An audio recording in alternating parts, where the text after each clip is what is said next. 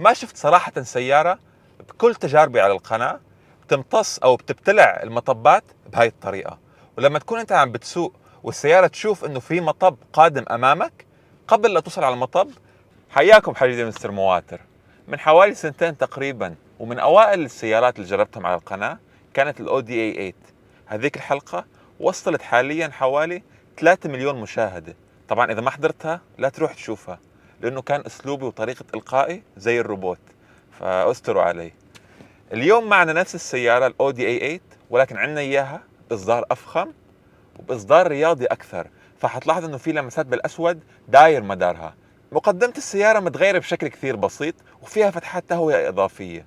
من جانب السيارة نفس الشيء، أكبر فرق هو الرنجات، التصميم فيهم مختلف. هلا إطار النوافذ أيضا باللون الأسود، والمرايات الجانبية أيضا باللون الأسود. من الخلف نفس القصة، الشعار أيضا باللون الأسود. تحت الشعار في تكحيلات سوداء. وأقوى نقطة تلاحظها لهي الأس 8 هو الإكزوستات. فيها 4 إكزوستات يمين ويسار. داخلية السيارة بما أنه هي إصدار رياضي، داخلية خليط ما بين البلاستيك الأسود والكربون فايبر. الجلد اللي فيها جميل زي ما تعودتوا من أودي، ومضاف على الجلد هون بعض شعارات الأس. غير الكراسي أيضا مقود القيادي ضايفين عليه هون شعار الأس. نفس ما شفنا بالأودي اي 8 في هون زر للستائر، تدخل عليه بتشوف ستائر السقف، النوافذ الجانبية والخلف. بزر واحد شايفين هون كلمة أول، تكبس عليه كل الستائر حتسكر بالسيارة، النوافذ، الخلف، السقف، كل شيء سكر.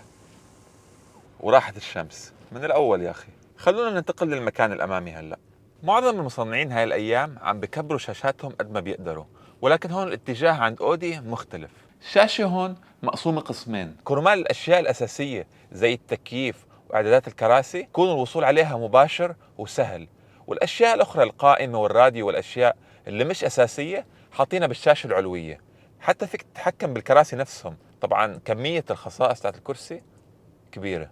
وهذا غير خاصية التدليك، عندك أنواع للتدليك وتختار نوع التدليك، المكان اللي محتاجه يتدلك، والتدليك فيها قوي وحيكون ملحوظ على الكراسي. الكاميرات عند أودي رائعة، بتشوف حوالين السيارة وبتلف حواليها على راحتك. هلا أتمنيت لو كانت هاي السيارة أودي اس 8 ومش أودي اي 8 عادية. نقطة أخرى نالت إعجابي هي النافيجيشن اللي فيها. الجميل إنه في شيء هون اسمه ساتلايت ماب، وهي فعلا الخريطة من جوجل، والدقة فيها عالية. حتى بتشوف عليها هون شعار جوجل، وبتشوف كيف انها مستخدمة ستلايت ناسا 2020. ايضا بامكان السائق يشوف الخريطة على الشاشة الامامية اللي عنده. كبسة زر هون تكبس على فيو، حتلاحظ قديش صارت الخريطة فيها ضخمة. في الليل السيارة قصة ثانية، شخصية مختلفة بالكامل. ورا عندك الباند لايت اللي هو الإنارة الممتدة على كامل عرض السيارة، وفي الأمام الأودي ليزر لايتس. أجمل ما فيها بالليل هي الإنارة الداخلية. تدخل هون باك جراوند لايتنج، وبتشوف الألوان اللي فيك تختار منها، ولما تغير بالألوان بتشوف كيف هي قوية وبتعطي انطباع قوي في الداخل. خلونا هلا أعطيكم بعض الأشياء الغير تقليدية في الأودي اس 8. هلا عندنا كمية أشياء، فرح تكون مجموعات غير تقليدية وليس أشياء غير تقليدية. أول مجموعة هي حركات الدلع. السيارة مليانة حركات دلع. على سبيل المثال، إذا التكييف مغلق حتكون الفتحات مغلقة بالكامل، وفقط لما تشغل التكييف هاي الفتحات حتنكشف وحيظهر منها شفرات التكييف. أيضا الشاشة اللي بالخلف، لما تكبس على الزر الوسطي لتشيل الشاشة من مكانها حتلاحظ كيف حترتفع بطريقة كهربائية. بتحس السيارة بتقولك تفضل خد هاي الشاشة. أيضا مسند الإيدين الخلفي اللي بالنص، ما في داعي أن تسكره بالكامل، بس تعطيه لمسة صغيرة أو دفشة صغيرة وهو بكمل بينغلق لحاله. ما في داعي تحط أي مجهود بالسيارة. حتلاحظ أيضا مكان عليه زر باللون الأزرق. هذا الزر هو زر التبريد. ليش؟ لأنه في براد في الداخل، فيك تحط عليه مشروبات وأشياء وتحافظ على برودتهم كرمال الرحلات الطويلة. إضافة لكل هاي الخصائص، زر التكييف بعض السيارات حتلاقي في دولاب بتلفه يمين ويسار، ولكن هون جاي لمس. لاحظ. ما خلصنا.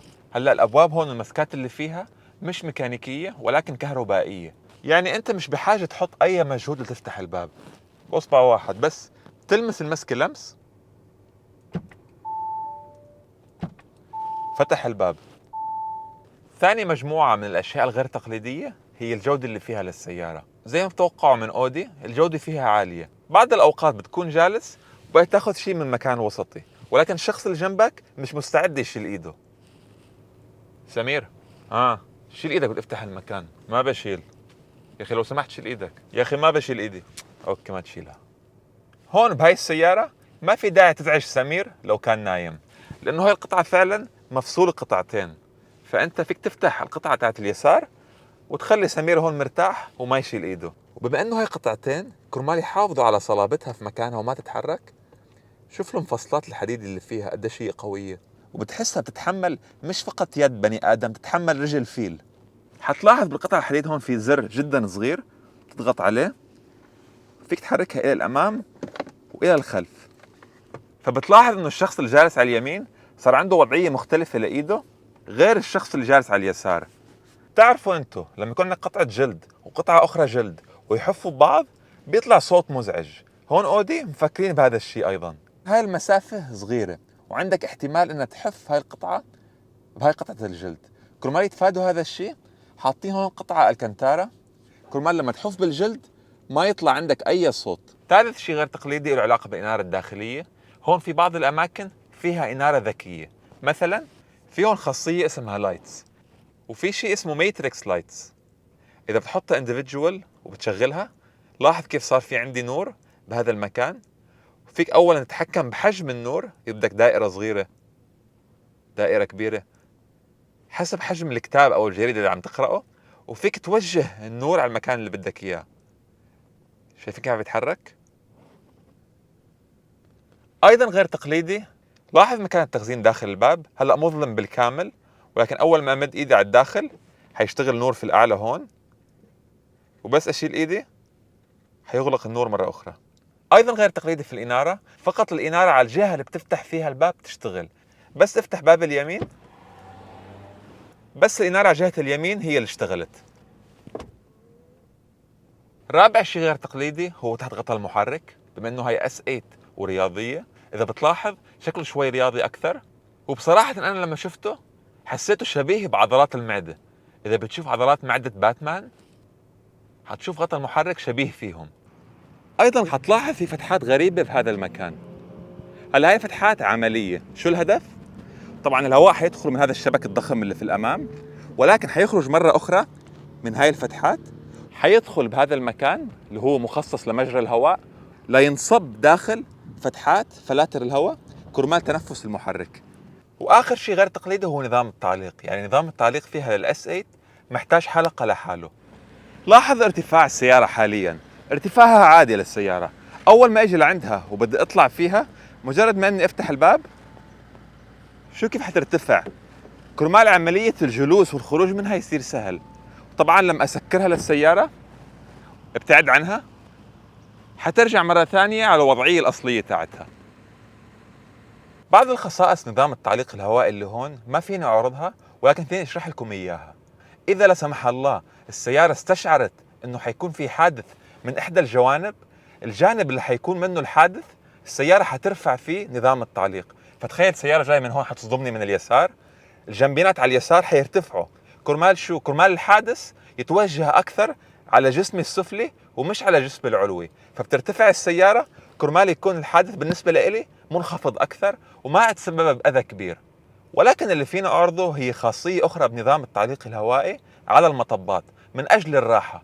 على النافذة الأمامية فوق في زي رادار أو كاميرا، ولما تكون أنت عم بتسوق والسيارة تشوف إنه في مطب قادم أمامك، قبل لا توصل على المطب حيرتفع نظام التعليق كرمال يمتص المطب بشكل أفضل، وتكون الجنبينات عندها مسافة أكثر للارتداد كرمال ما تحس فيها للصدمة. لاحظ هلأ على المطب كيف قبل لا توصل على المطب مباشرة السيارة حترتفع.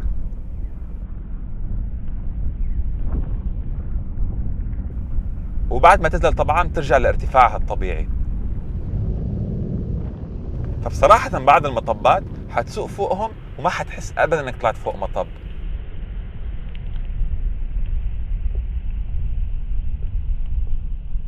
يلا نجرب قيادتها هلأ للأودي S8. مع أنه السيارة عندها شخصية رياضية قوية، ولكن أبدا ما بتحس نفسك بدك تدعسها. دائما بتفضل هيك تمشي برتاح برواق بهدوء، ما بتشجعك السيارة على السرعة، مع انها كثير متمكنة، ما تفهم غلط. وهذا الشيء ملحوظ ايضا بوضعيات قيادة السيارة. هلا السيارات الرياضية عادة بيكون فيها سبورت وسبورت بلس، يعني رياضة اضافية، ولكن هون هاي الاودي فيها كومفورت بلس، يعني راحة اضافية. لهالدرجة التركيز فيها على الراحة، وفعلا انت ماشي على الشارع بتحس نفسك طايف. بس تقرر او بس تفكر انك تسوقها بوضعية رياضية على دايناميك، السيارة متوحشة. التسارع فيها ناري ولكن بهدوء. ناري وبهدوء كيف يعني؟ هلا الذكي بنظام التعليق هون بالوضعية الرياضية انك انت مثلا لما تجي وتلف هيك يمين بشكل قوي، السيارات العادية حتلاقي انه البادي لف معك، شيء اسمه بادي رول. ولكن هون اودي كرمال تتفادى هذا الشيء، الجنبينات تشتغل بعكس اللف اللي انت عم بتلف عليها، فبهاي الطريقة متخلصين من البادي رول اللي فيها. شيء اخر بالوضعية الرياضية هو صوتها للسيارة، صوتها بيرتفع.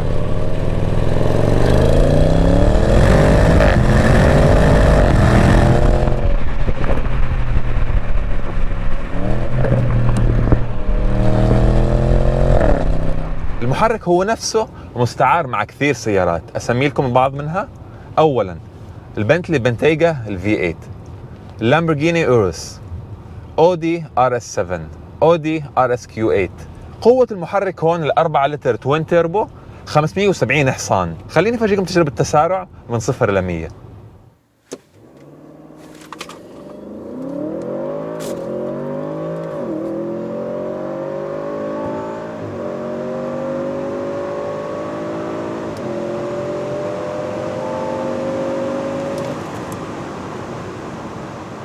السيارة كواترو زي معظم سيارات اودي، وغير انه دفع رباعي حتى الاربع اطارات فيها بلفوا مع السيارة، فقطر الدوران حيكون مصغر بسبب لف الاطارات الخلفية. سعرها للسيارة مش رخيص، هون في الامارات يبدأ سعرها من 570 ألف درهم اماراتي. 570 ألف و570 حصان، يعني الحصان ب1000 درهم تقريبا. فباختصار نظام التعليق اللي عليها احسن من جميع المنافسين، الاداء اللي فيها حلو ومقارن مع المنافسين، تصميم هذا شيء ذوقي. انتوا شو رايكم فيها؟ عجبتكم ولا لا؟ وهل في سيارة من هاي الفئة بتفضلوها عليها؟ خبرونا تحت بالكومنتس. اشوفكم بالحلقة الجاي، ومع السلامة.